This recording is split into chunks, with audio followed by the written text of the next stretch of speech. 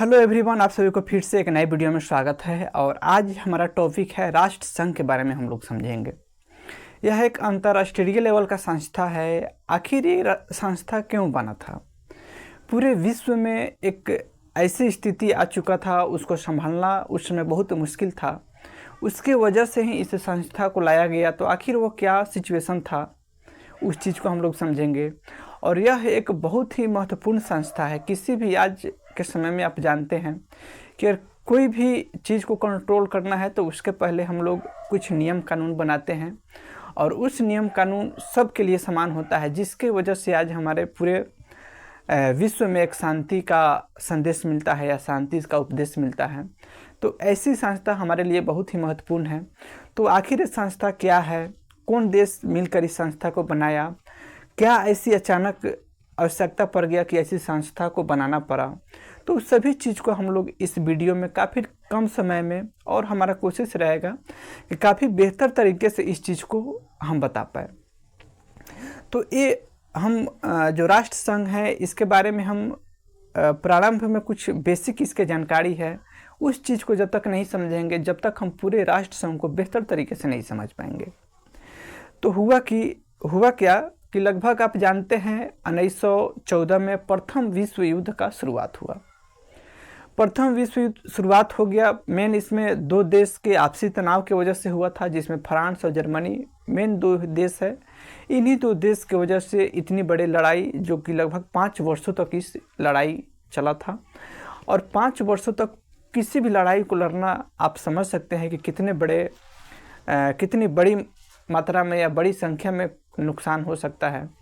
और इस लड़ाई की वजह से पूरे विश्व में हम कहें आर्थिक समस्या, भूखमरी की समस्या। जर्मनी में तो इस तरह का स्थिति आ चुका था कि वहाँ पे एक ब्रेड मिल रहा था 2-2 लाख, 4-4 लाख, 5-5 लाख में। सोचिए कितनी बड़ी लेवल पर महंगाई हो चुका था। तो ये ऐसी महंगाई की वजह सिर्फ वो 5 साल की लड़ाई ही था।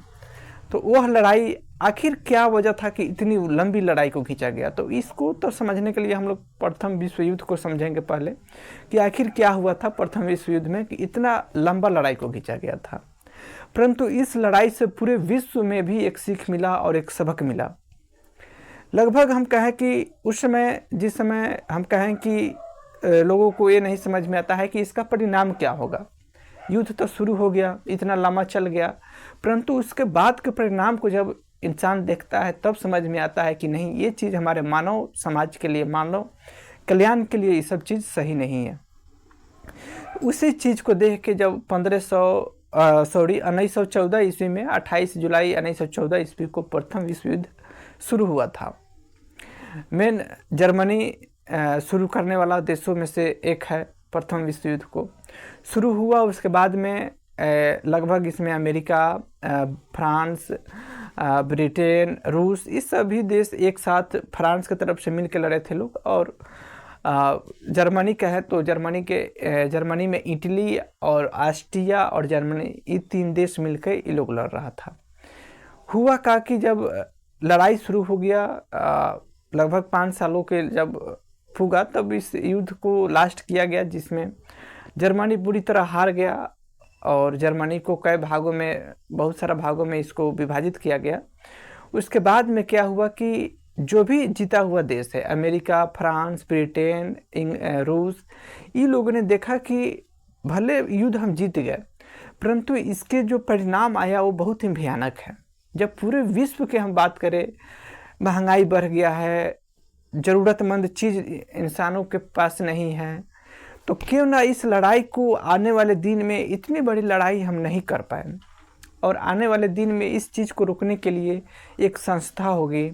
और उस संस्था का काम होगा कि वो पूरे विश्व को निगरानी करेगा कि कौन सा देश बदमाशी कर रहा है। अगर कोई देश बदमाशी कर रहा है तो इस संस्था का जिम्मेवारी है कि उसको कुछ दंड दे, अगर बदमाशी जो देश करेगा उसको।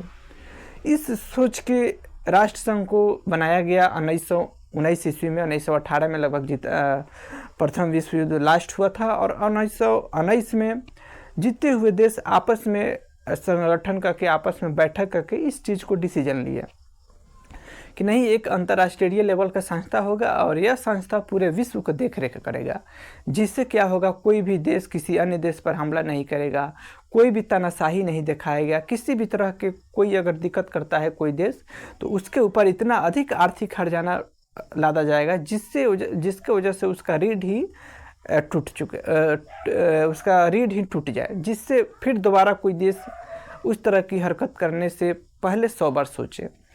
तो इसी की सोच को देखकर, इसी की स्थिति को देखकर जब राष्ट्र संघ बन गया, तो इसमें मेन हम कहें कि अमेरिका एक नियम बनाया कि ये राष्ट्र संघ का कौन कौन सदस्य होगा। तो अमेरिका ने क्या किया कि कोई भी देश अगर चाहता है कि हम राष्ट्र संघ का सदस्य बने, उससे पहले वह अपने संसद भवन में इस प्रस्ताव को पारित करे कि भाई हम राष्ट्र संघ का सदस्य बनना चाहते हैं। अगर उसके संसद से पूर्ण बहुमत से अगर पारित हो जाता है कि ठीक है हम राष्ट्र संघ का सदस्य बनना चाहते हैं, तब वो राष्ट्र संघ का सदस्य बनेगा देश। और आपको यह जानकर बहुत ही आश्चर्य होगा कि अमेरिका ने ही मेन राष्ट्र संघ को बनाया और अमेरिका ही राष्ट्र संघ का सदस्य नहीं बना।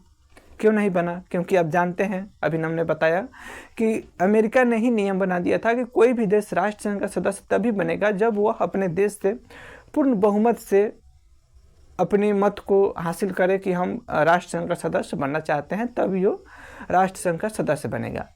और अमेरिका के संसद भवन से ही उस राष्ट्र संघ का समर्थन बनने के लिए, राष्ट्र संघ का समर्थन देने के लिए लोग बहुमत नहीं जुटा पाए, जिसके वजह से अमेरिका राष्ट्र संघ का सदस्य नहीं बन पाया।